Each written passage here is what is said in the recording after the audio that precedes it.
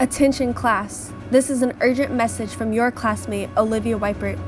Pay attention as Olivia Weippert notifies you about the special population in America of sickle cell disease and low-income Black communities. This population faces health disparities, discrimination, and bad health care through predisposing, enabling, and need characteristics of vulnerability. So, without further ado, let's begin.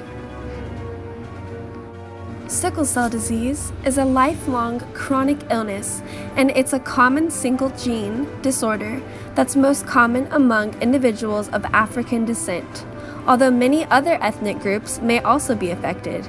In the United States, an estimated of 1 in every 375 births among Black Americans are affected by sickle cell disease.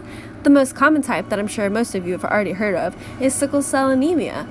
According to the World Health Organization, approximately 5% of the world's population carries the trait in genes for sickle cell disease.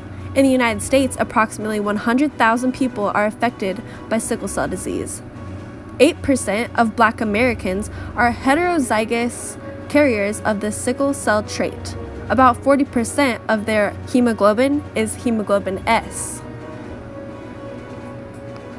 Sickle cell disease is an inherited red blood cell disorder, meaning that the disease is passed down from the parents through their genes. This disease causes abnormal hemoglobin in the blood.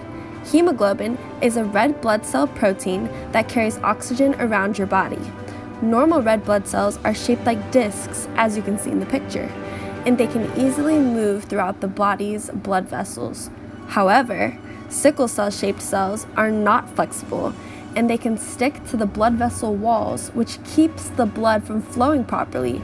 This lack of tissue oxygen can cause extreme and chronic pain, as well as organ damage for the patients.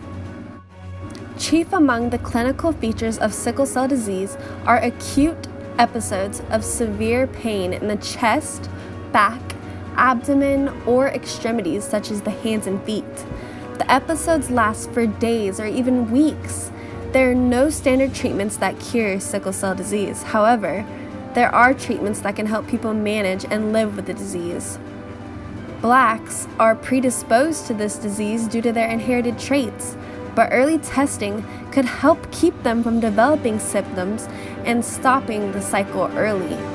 Now, let's see how the low-income Black community is being treated with this disease today. African Americans are at a higher risk of having a variety of health problems and have less access to health care than white Americans. Most Blacks in poverty are uninsured and not educated about diseases they may have, such as sickle cell disease.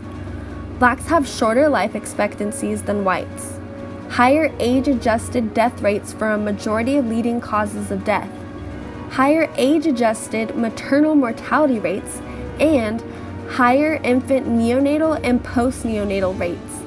These differences in rates are due to how the government overlooks low-income places.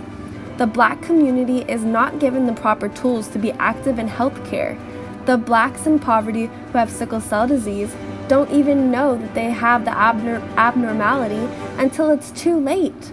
When Obama passed the Affordable Care Act, this helped, but some Blacks still did not know enough to get insured. Medicaid was an option since 1965, but still, if the community is not educated on the situation, then they will not know to get involved. Sickle cell disease is not curable, but it is treatable.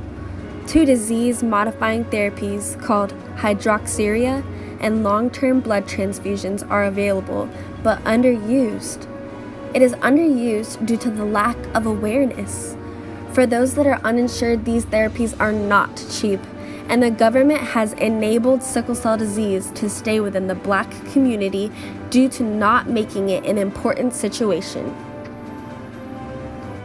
A study in 2007 using the health belief model showed that knowledge of sickle cell disease, cultural views, health beliefs, and social and economic barriers are huge contributors to the lack of interest and lack of support for sickle cell trait testing among African Americans. The health belief model can help to understand the failed acceptance of disease prevention and screening services among various populations. Health screening behavior is determined to be driven by a combination of 1. The individual's perceived susceptibility to the condition, 2. The individual's perceived seriousness of the condition, 3. The individual's perceived benefit of the specific behavior, and 4. The individual's perceived barriers to the behavior. Use of the health belief model has been successful in assessing and motivating health behavior change among African Americans. An assessment of the influences motivating African Americans to pursue testing and counseling for sickle cell disease may be beneficial in designing approaches to education and counseling, and all of this can help us get sickle cell disease off the charts. So class, let's bring awareness to sickle cell disease. In the low-income Black community, we can't let lack of education and socioeconomic status ruin the health of our fellow Americans. So get out there and tell people about the sickle cell trait testing. Let's save America.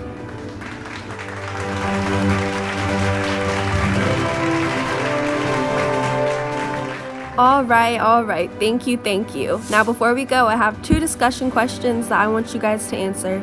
Number 1, in what ways can the Affordable Care Act under Trump's modifications help the special population of Black Americans with sickle cell disease with a low socioeconomic status reach affordable treatment plans? Number 2, how can sickle cell testing help those with the predisposing vulnerability within the low-income Black American community? This concludes Olivia Weippert's presentation. Make sure you all go out and bring awareness to sickle cell disease.